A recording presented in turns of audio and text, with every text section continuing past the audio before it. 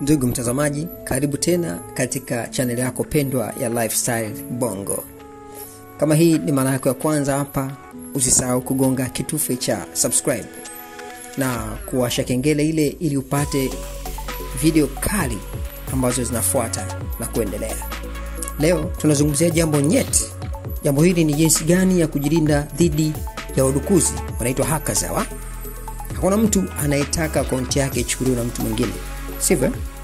Basi kaa tayari kwa mbinu 5 bora zinazokuwezesha kulinda akaunti zako za mitandao ya kijamii, iwe ni Instagram, Facebook, TikTok, WhatsApp na hata barua pepe yako.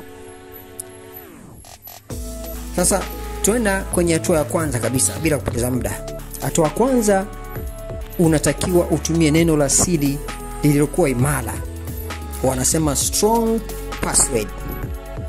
Tatizo kubwa linawafanya watu wengi wadukuliwe akaunti zao ni kutumia maneno ya siri dhaifu, yani password inakuwa dhaifu. Wengi wanatumia majina yao, namba za simu au tarehe zao za kuzaliwa au namba asili ya 123456. Unadhani mdukuzi atashindwa kubashiri hilo? Hapana. Ili kuhakikisha akaunti yako iko salama, tumia neno la siri lenye mchanganyiko wa herufi kubwa na ndogo, namba na alama maalum. Kwa mfano, badala ya kutumia Juma, yani JUMA 1990, unaweza kutumia JUM kubwa alafu ile alama ya @_1990 alafu naweka alama ya hash. Unavyochanganya herufi, namba na alama, ndivyo unamfanya mdukuzi hackers ashindwe kubashiri password yako au nywilo yako. Sawa? Tuende moja moja kwenye hatua ya pili ya kulinda akaunti yako ya mtandao wa kijamii. Namba 2, washa 2-step verification. Hii kwa Kiswahili inaitwa uthibitisho wa hatua 2. 2-step verification naitwa hiyo. Hii ni salama kali, ina usalama mkali sana, na ndio tunasema ni silaha kali dhidi ya wadukuzi hackers hao. 2-step verification au uthibitisho wa hatua 2 inamaanisha kuwa hata kama mtu ana namba yako ya siri, ana password yako, hawezi kuingia kwenye akaunti yako bila msimbo wa uthibitisho ambao unatumwa kwenye simu yako au barua pepe yako. Sawa? Njia ya kuiwasha ni rahisi sana. Ingia kwenye setting ya akaunti yako, tafuta sehemu ya security, kisha washa 2-step verification. Unaweza kuchagua upokee msimbo wa SMS au kutumiwa app kama Google Authenticator au Authy kwa usalama zaidi. Hii ni hatua moja nzuri sana. Mpenzi mtazamaji, nataka nikushauri, hii ndio hatua pekee ambayo hackers wanapata tabu sana, kwa sababu anaweza kukisia au kubashiri akaunti yako, password yako akaipata. Mwisho wa siku sasa, ule msimbo utatumwa kwenye namba ambayo umetuma wewe, unaitumia wewe, au email ambayo unaitumia wewe. Sasa kutafuta namba yako tena hawezi kuipata tena. Sawa? Kwa hiyo ni njia muhimu sana ambayo namshauri kila mmoja awe na 2-step verification, uthibitisho wa hatua 2. Sawa? Tuende kwenye namba 3 sasa. Hii namba 3 inaitwa usibonyeze linki za kutia shaka. Wanaita wengeza phishing scams hizo. Sawa?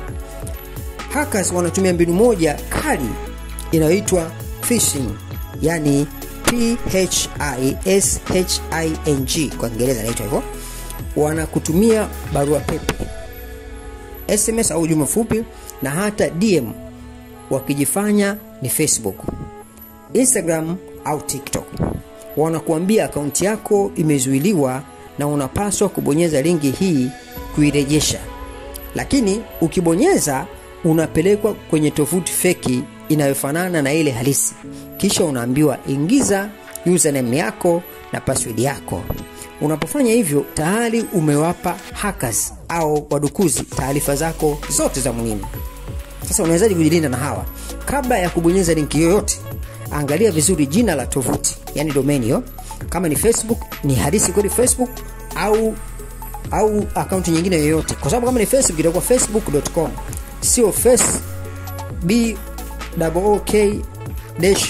XYZ. Hapana, hicho ni kitu kingine cha ajabu. Sawa? Njia nyingine, barua pepe inakuomba password yako, achana nayo. Kampuni halali hazitakuomba password kwa barua pepe au SMS. Kama hujaomba kuweka password upya lakini unapata email ya hivyo, unabidi uachane nayo. Kama hujaomba kuweka password mpya lakini unapata email inayosema kwamba password yako badilisha, hapana, achana nayo.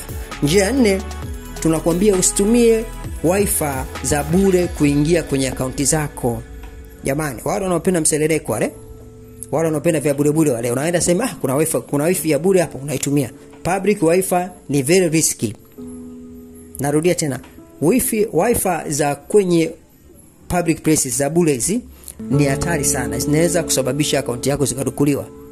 Wifi za bure kwenye migahawa, hoteli au maeneo ya umma zinaweza kuwa ni mtego.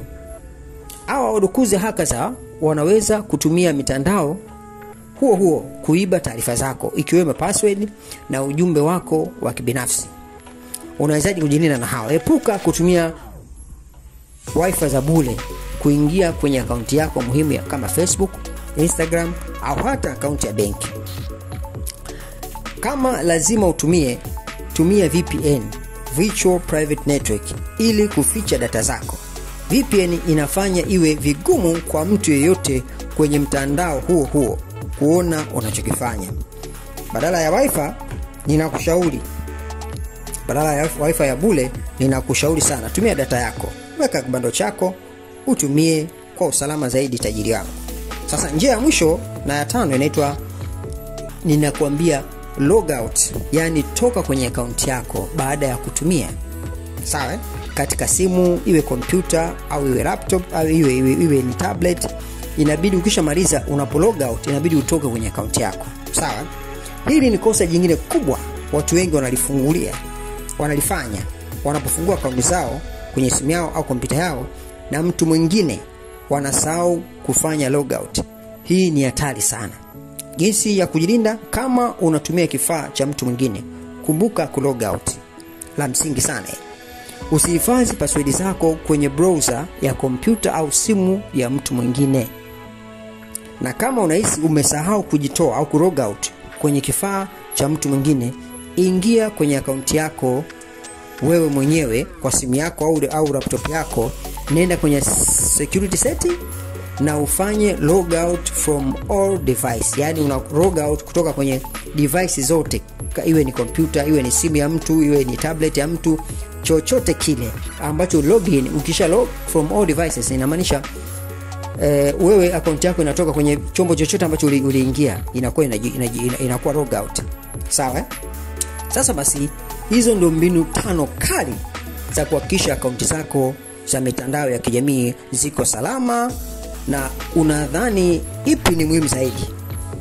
Tuambie kwenye comment section hapo. Na kama umewahi kudukuliwa akaunti, shirikiana na sisi kutuonesha uzoefu wako ulikuwaje na ulijifunza nini. Sasa basi, usisahau kugonga like, kushare na kusubscribe kwa mengine makali zaidi hapo kwenye Lifestyle ndani ya Bongo na Lifestyle Bongo. Tukutane kwenye video inayofuata. Mimi ni kijana wako, ninaitwa Kiboko ya matapeli. Nina sign out sasa hivi. Naomba usisahau kusubscribe kama nilivyosema, na Mungu akubariki sana. Ciao.